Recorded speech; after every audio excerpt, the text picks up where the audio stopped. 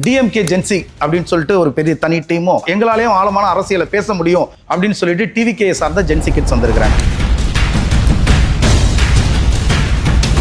6 மாசம் கழிச்சு நீங்க என்ன தெரியுமா பண்ண போறீங்க? இப்ப நான் பிரேக் பண்றேன். 6 மாசம் கழிச்சு என்ன தெரியுமா பிரேக் பண்ண போறீங்க? இதுக்கு என்ன ஆதாரம் இருக்கு? எந்த ஃப்ரேம் ஒர்க்கும் இல்லாம சும்மா திட்டத்தை மாத்திட்டு போயிடலாமா? இப்ப நான் சிங்கப்பெண் அதிரடி படிக்கும் அதை தான் சொல்றேன். ஃப்ரேம் ஒர்க்கே இல்ல. 50 நாள்ல நடவடிக்கை எடுப்பாங்க தானே சொல்லணும். 5 வருஷமா முடிஞ்சு நடவடிக்கை எடுக்க மாட்டாங்கன்னு சொல்றேன். ஒரு நிமிஷம், நான் வந்து எதுக்கு முட்டு கொடுத்து நான் திமுக கிடையாது, அது ஃபர்ஸ்ட் ஒத்துங்க. வாயில நல்லா வந்துரும், நிர்வாகம் பொறுப்பில்லைன்னு எதுக்கு சொன்னாரு? தற்கொலை நல்லா வருது நான் பாக்குறேன். சிவாஜி கிருஷ்ணமூர்த்தி அவர்கள்லாம் வந்து நீங்க பொறுப்பு கொடுத்தே பேச வச்சிருக்கீங்க. இதெல்லாம் பெண்கள் பாதுகாப்பு இப்போ கிடையவே கிடையாது. பெண்கள் பாதுகாப்பு நான்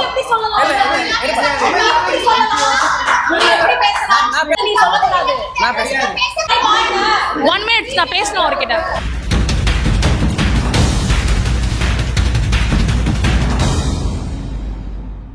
திங்க் தமிழா நேயர்களுக்கு வணக்கம். இன்றைக்கு நாம விவாதிக்கவிருக்கிறது ஒரு முக்கியமான விஷயத்தை பத்தி. என்ன விஷயம்னா, இப்போதைக்கு தமிழக அரசியல் சூழல்ல முக்கியமான பேசு பொருளாக இருக்கிறது இளைஞர்கள். அவர்களை சுற்றித்தான், அவர்களை மையமிட்டுத்தான் இன்றைக்கான அரசியல் ரொம்ப பயங்கரமா நிகழ்ந்துகிட்டு இருக்கு. அந்த அரசியல்ல டிஎம்கே ஜென்சி அப்படின்னு சொல்லிட்டு ஒரு பெரிய தனி டீமும் டிவிகே ஜென்சி நாங்களும் சலைத்தவர்கள்ல எங்களுக்கும் அரசியல் புரிதல் இருக்கு, எங்களை இதற்கு மேல நீங்க வந்து விமர்சனத்துக்கெல்லாம் உட்படுத்த முடியாது, எங்களாலேயும் ஆழமான அரசியலை பேச முடியும் அப்படின்னு சொல்லிட்டு டிவிகே சார்ந்த ஜென்சி கிட்ஸ் வந்திருக்கிறாங்க. ஆக்கப்பூர்வம் ஒரு பிரயோஜனமான ஒரு விவாதமாக இந்த விவாதம் அமையும், ஆரோக்கியமான விவாதமாக அமையும் அப்படிங்கிற நம்பிக்கையோட தொடங்குவோம். வணக்கம். வணக்கம். நல்லா இருக்கீங்களா? எல்லாருமே நல்லா இருக்கீங்க. இந்த 45 நாட்கள் தாவேகாவினுடைய ஆட்சியில உங்களுக்கு இருக்கிற விமர்சனம் என்ன? இந்த ஒரு 40 நாட்கள்ல வந்து இந்தியாவிலேயே ஒரு அமைச்சரவையே எப்படி பொய் பேச முடியுன்றத கற்றுக் கொடுத்துருக்க ஒரு மிகப்பெரிய மாற்றமாக தான் வந்து நான் இந்த அமைச்சரவையை பார்க்குறேன். முந்தா நேற்று நடந்த சம்பவத்தை பார்த்தோம்னா, ஒரு முக்கிய இலாக்காவை வகிக்கிற ஒரு அமைச்சர், மாண்புமிகு அமைச்சர் ஆதவ அர்ஜுனா அவர்கள் ஒரு மேடையில், பொது மேடையில் சொல்கிறாரு, இந்த இந்தியாவிலேயே 3 கிலோமீட்டர் முதன்முறையாக ஓடிய ஒரே முதலமைச்சர் எங்களுடைய முதலமைச்சர் தானே.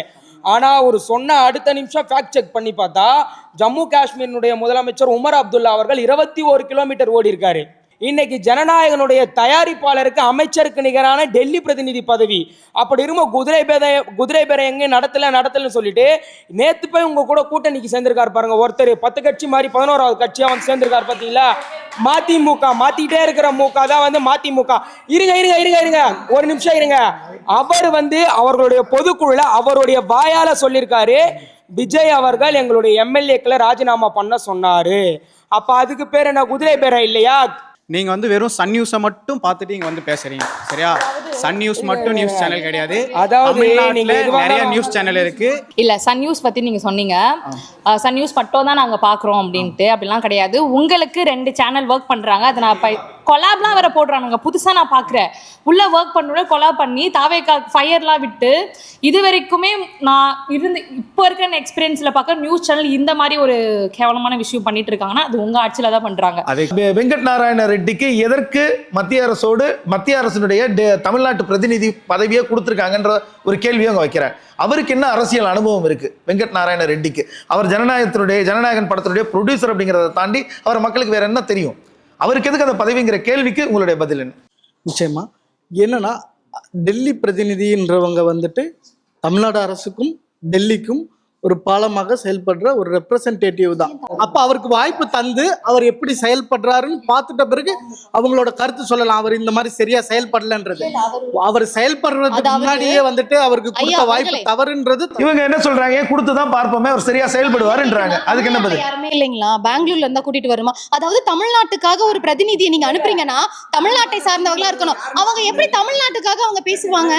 நீங்க என்ன சொன்னீங்க? ஆட்சிக்கு முன்பு நீங்க சொன்ன வார்த்தை என்னன்னா, மக்களா போய் நான் நிப்பேன் அப்படின்னு சொன்னீங்க. பெண்கள் பாதுகாப்பு இப்போ கிடையவே கிடையாது. பெண்கள் பாதுகாப்பு இப்ப கிடையாது. One minute.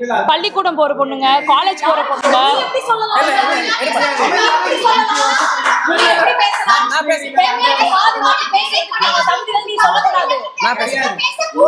தகுதியை பத்தி நீங்க பேசக்கூடாது. பேசக்கூடாது. கட்டிப்புடா பாட்டு போட்டு உட்காந்து இல்ல இங்க.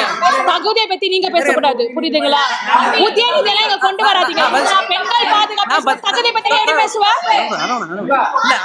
இத பாருங்க ப்ரோ, நல்லா கேட்டுட்டு பேசுங்க. அவங்க பெண்களுக்கு பாதுகாப்பு இல்லைன்னு சொன்னோனே அந்த தகுதி உங்களுக்கு இல்ல பேசுறதுக்கு சொல்றாங்க. நான் சொல்றத கேளுங்க. எப்ப லைவ் இருந்தா போட்டு காட்டுங்கப்பா. உங்களுக்கு குறும்படம் போட்டு காமிச்சா புரியும் போல இருக்கு.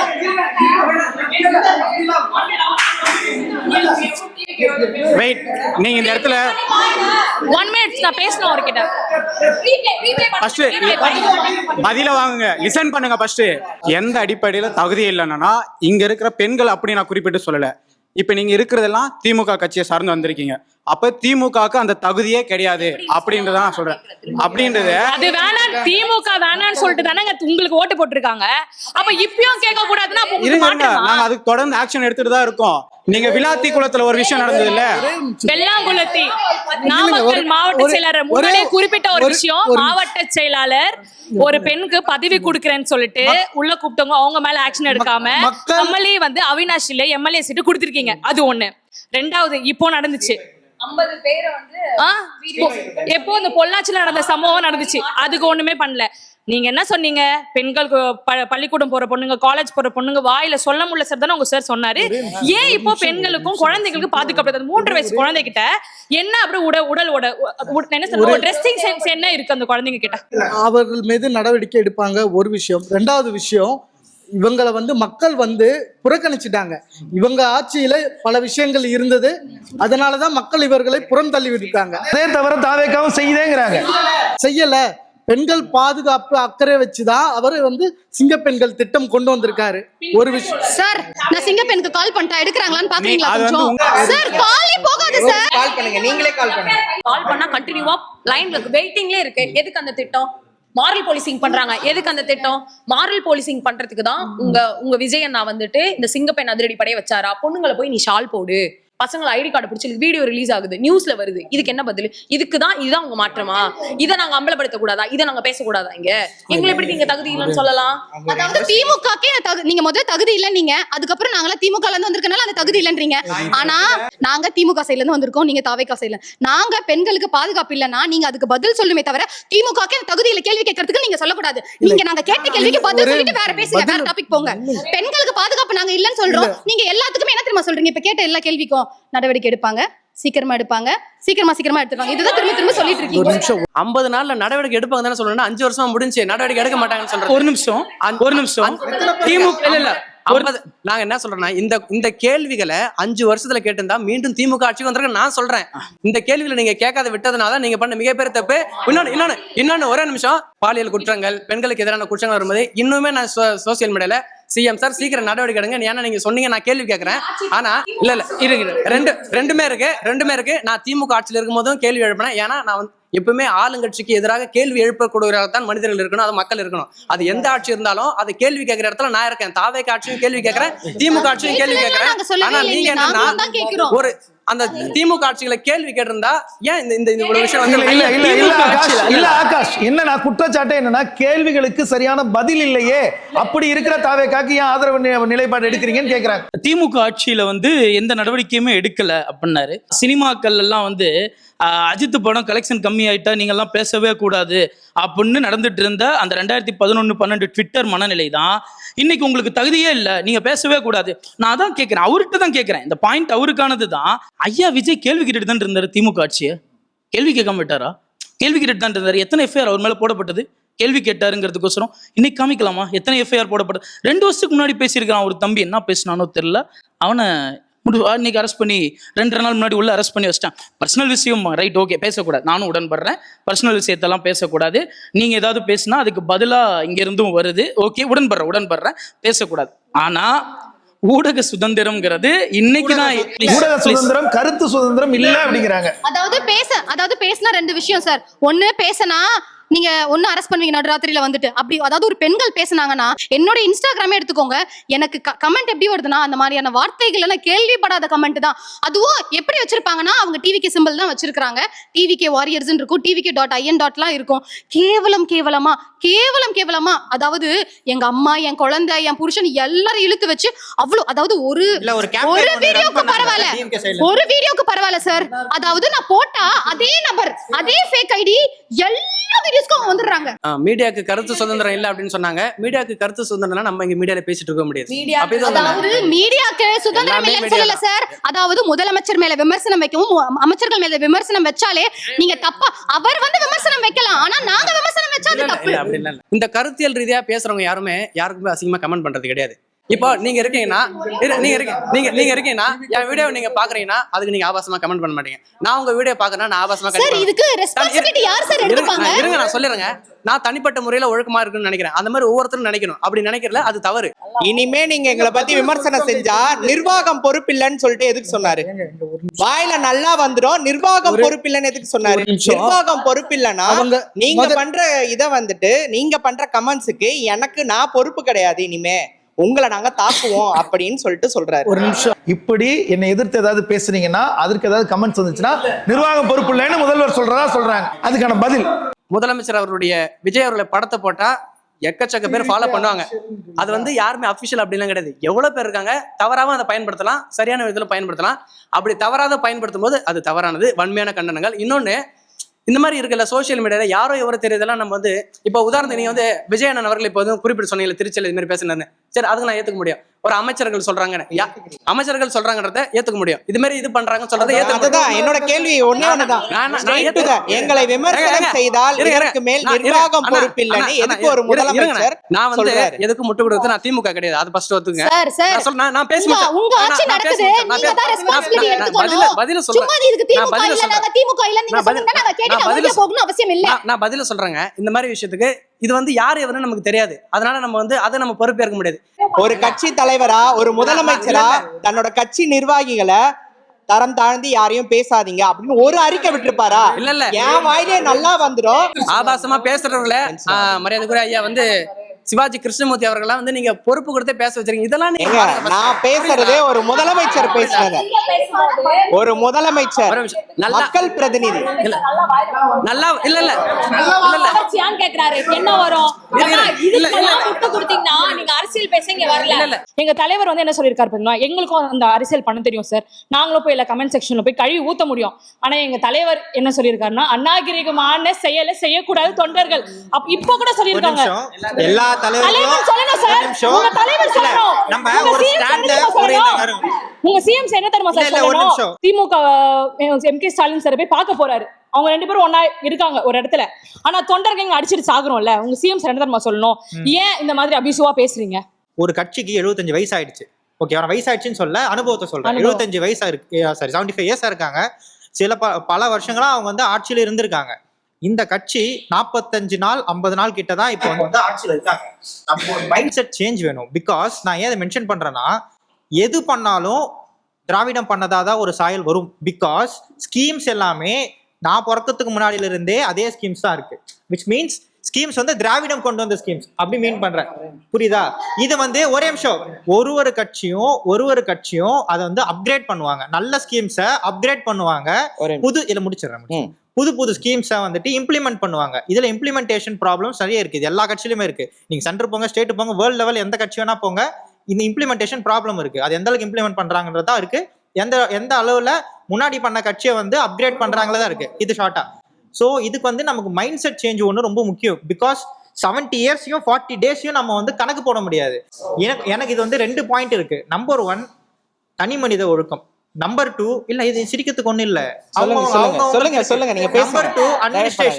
Number 2 administration. நான் ஏன் இது ரெண்டுத்தையும் வந்து ஒரே லைன்ல கொண்டு வர பாக்குறேன்னா, ஒரு சில கிரைம்ஸ் முன்னாடியே தடுக்கப்படலாம், ஒரு சில கிரைம்ஸ் நடந்ததுக்கு அப்புறம் தான் தடுக்கப்பட முடியும்.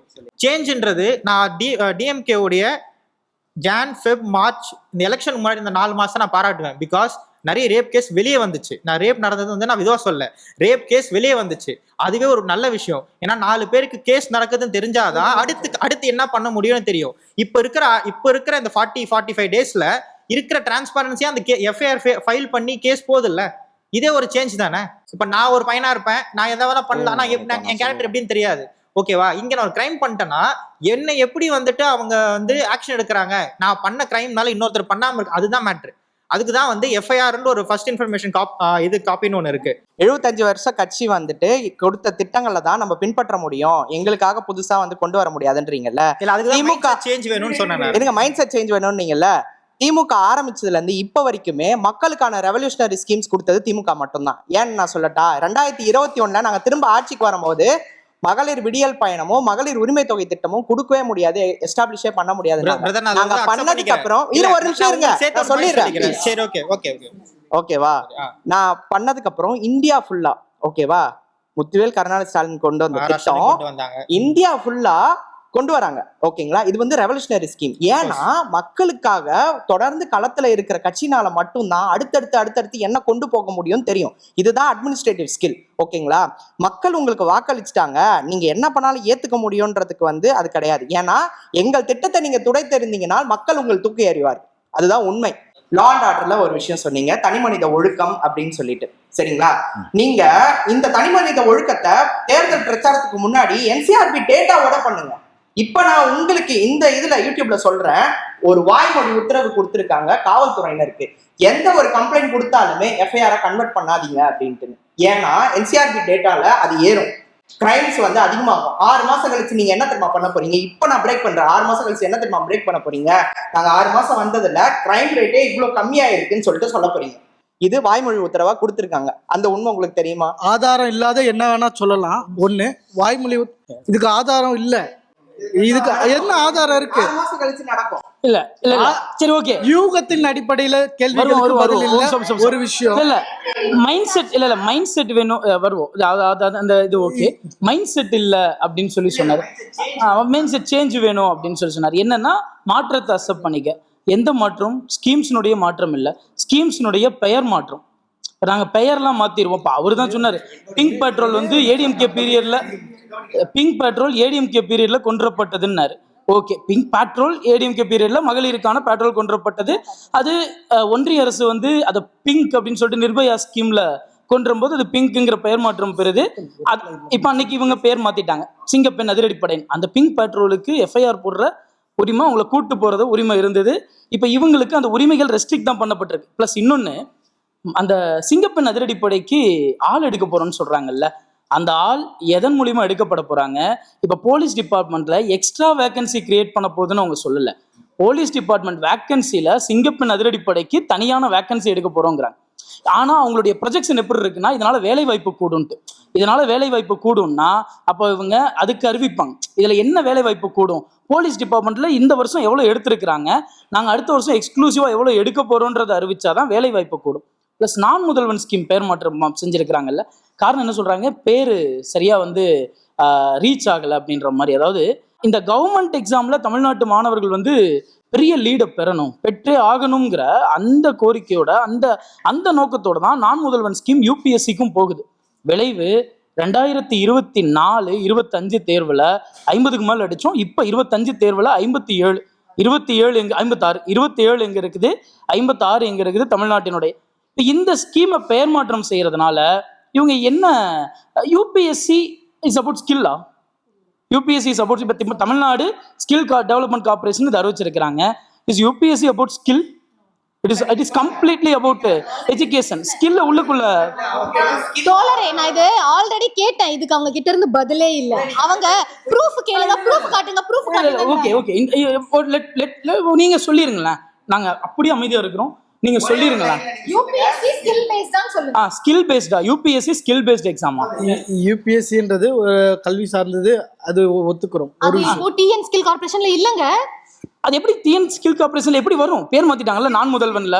அதான் டிஎன் ஸ்கில் டெவலப்மெண்ட் கார்பரேஷன்ல அந்த யூபிஎஸ்சி நான் முதல்வன் எக்ஸாம் எப்படி வரும்?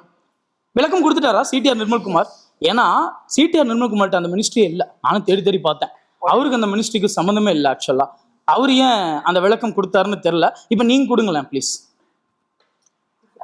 அந்த சாரி, தவறுன்னு ஒத்துக்கிறோம் அப்படின்னு முடிச்சிடாதீங்க ஐயா. அது ரொம்ப காமனான வாதமா இருக்கு. நாங்க தவறு முடிச்சுக்கிறோம், அது முடிவு இல்லைல்ல. பெயர் மாற்றம் மற்றும் அந்த துறையில அந்த டிபார்ட்மெண்ட்ல இருக்க வரவரை மற்றும் மற்ற இதவுகள்லாம் வந்து இன்னும் ப்ராப்பரா வெளியே வராத போது இந்த மாதிரி குற்றச்சாட்டு வைக்கிறாங்க. இல்ல வெளியே ஒரு நிமிஷம், அவர் வாயில இருந்து எடுத்துப்போம், அவருடைய ஸ்டேட்மெண்ட்ல இருந்து எடுத்துப்போம். வெளியே வராம எந்த ஃப்ரேம் ஒர்க்கும் இல்லாம சும்மா திட்டத்தை மாத்திட்டு போயிடலாமா? இப்ப நான் சிங்கப்பெண் அதிரடி படிக்கும் அதை தான் சொல்றேன். ஃப்ரேம் ஒர்க்கே இல்ல, பேரை மட்டும் நான் மாத்திட்டு போயிடலாமா? எல்லா பேரையும் மாத்திட்டு போயிருப்ப. மகளிர் விடியல் பயணம்னு வந்துச்சுல்ல, அந்த பயணம்னு திட்டம் கொண்டுறதுக்கு முன்னாடி அதுல ஃப்ரேம் ஒர்க் இருந்துச்சுல்ல. நான் சும்மா கூகுள்ல போட்டேன் நீங்க சொன்ன உடனே. Is UPSC skill based? Yes, the UPSC exam is fundamentally a skill based assessment. Google சொல்லுது. ஒரே நிமிஷம். ஐ நோ அபவுட் யூபிஎஸ்சி வந்து ஃபுல்லாவே நம்ம வந்து ஃபேக்சுவல் திங்ஸை ஓவர்லோட் பண்றதா. It's about the skill also. இல்ல it's about the skill also. Sir Google டக்குன்னு போட்டா தமிழ்நாட்டுல பெஸ்ட் நடிகர் யாருன்னு டக்குன்னு ஏதாவது ஒரு ஆன்சரை சொல்லிடும் சார். அதை பொது சமூகம் ஒத்துக்குமா சார்? யூபிஎஸ்சி நாலேஜ் பேஸ்ட் எக்ஸாம்னு போட சொல்லுங்க. இஸ் யூபிஎஸ்சி நாலேஜ் பேஸ்ட் எக்ஸாம்னு போட சொல்லுங்க. அதுதான் நானும் சொன்னேன், இட்ஸ் நாலேஜ் பேஸ்ட் பிளஸ் ஸ்கில்லும் வேணும் தான் நான் சொல்றேன். இல்ல, டிஎன் ஸ்கில் டெவலப்மெண்ட் கார்ப்பரேஷன் யூபிஎஸ்சிக்கான நாலேஜை கத்து தரதுக்கான ஃப்ரேம் ஒர்க்கை ரிலீஸ் பண்ணிட்டாங்களா? இதுக்கு முன்னாடியும் தமிழ்நாடு ஸ்கில் டெவலப்மெண்ட் கார்ப்பரேஷன் ஒன்று இல்லையா?